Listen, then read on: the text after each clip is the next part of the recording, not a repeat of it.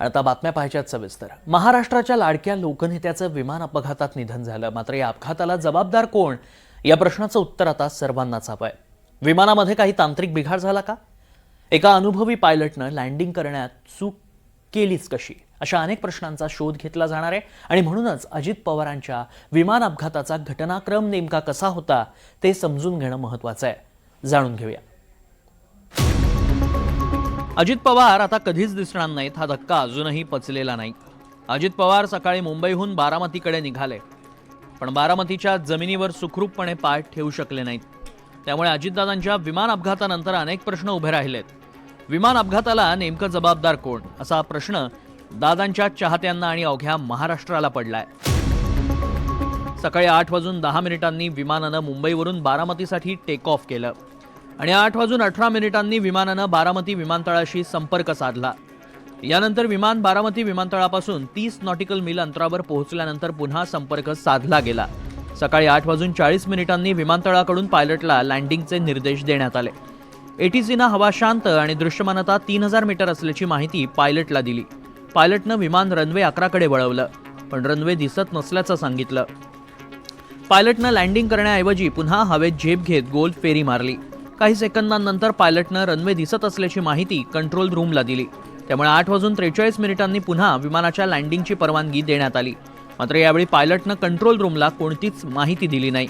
8:46 रनवेच्या बाजूला विमानाचा भीषण स्फोट झाल्याची दृश्य दिसली। अजित पवारांच्या विमान अपघातानंतर अनेक प्रश्न उपस्थित झाले। विमान अपघातात दोष नेमका कुणाचा या प्रश्नांचं उत्तर शोधलं जात आहे। अपघात प्रकरणी DGCA कडून चौकशीचे आदेशही देण्यात आलेत। AIBचे प्रमुख स्वतः या चौकशीचं नेतृत्व करणार असून विमानाचा flight data recorder, cockpit voice data recorder आणि ब्लॅक बॉक्समधील माहितीच्या आधारे अपघाताची कारणं शोधली जातील। तपास अधिकाऱ्यांसमोर अनेक प्रश्न उभे राहिलेत। अचानक विमानाचं लँडिंग फेल कसं झालं? 2 वेळा विमानाचं लँडिंग का करता आलं नाही?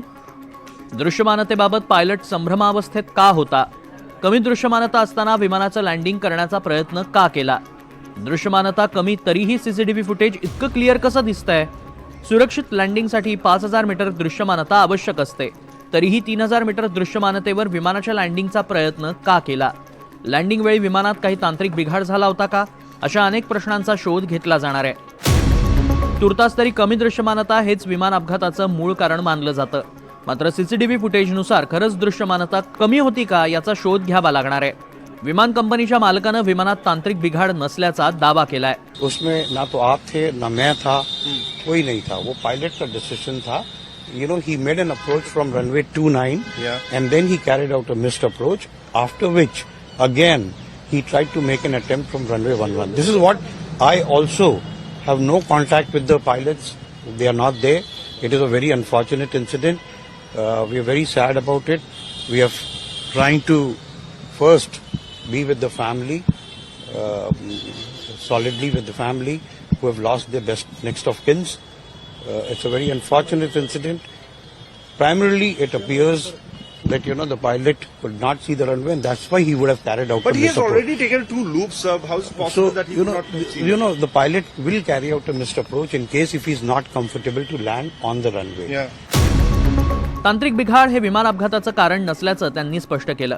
मात्र पायलट फिटनेस बाबतही अनेक शंका उपस्थित केल्या जात आहेत। विमान वाहतूक नियमांनुसार उड्डाणापूर्वी अल्कोहोलचा एक थेंबही डेथ वॉरंट ठरू शकतो। कॅप्टन सुमित कपूर यांच्या रेकॉर्डमध्ये 2 महत्त्वाच्या घटनांचा समावेश आहे। 13 मार्च 2010 मध्ये दिल्ली विमानतळावर उड्डाण करण्यापूर्वी ब्रेथ अॅनालायझर चाचणीत अल्कोहोल पॉझिटिव्ह आढळले। त्यांच्या कारकिर्दीतील हा पहिला मोठा दोष होता। त्यानंतर 7 एप्रिल 2017 मध्ये 7 वर्षांनंतर त्यांनी तीच चूक पुन्हा केली। दिल्लीहून गुवाहाटीला जाणाऱ्या S24721 फ्लाईटमध्ये ते पुन्हा दारू पिऊन पकडले गेले आणि त्यांना अटक करण्यात आली। दुसऱ्यांदा पकडल्यानंतर DGCAनं कठोर भूमिका घेतली। 24 एप्रिल 2017 रोजी त्यांना 3 वर्षांसाठी निलंबित करण्याचा अधिकृत आदेश जारी करण्यात आला। कोणत्याही व्यावसायिक वैमानिकांसाठी 3 वर्षाचं निलंबन हे त्याच्या कारकिर्दीच्या समाप्तीसारखं असतं। अशी संशयास्पद पार्श्वभूमी असतानाही त्यांना VIP विमान उडवण्याची परवानगी कशी मिळाली हा प्रश्न उपस्थित झालाय। दरम्यान या माहितीची पूर्णपणे पुष्टी झालेली नाही। त्यामुळे अपघाताला जबाबदार कोण? या अपघाताला मानवी चूक म्हणायचं की निव्वळ दुर्दैव? अशा अनेक प्रश्नांची उत्तरं अजितदादांच्या समर्थकांना हवी आहेत। देवा राखोंडे, NDTV मराठी, बारामती।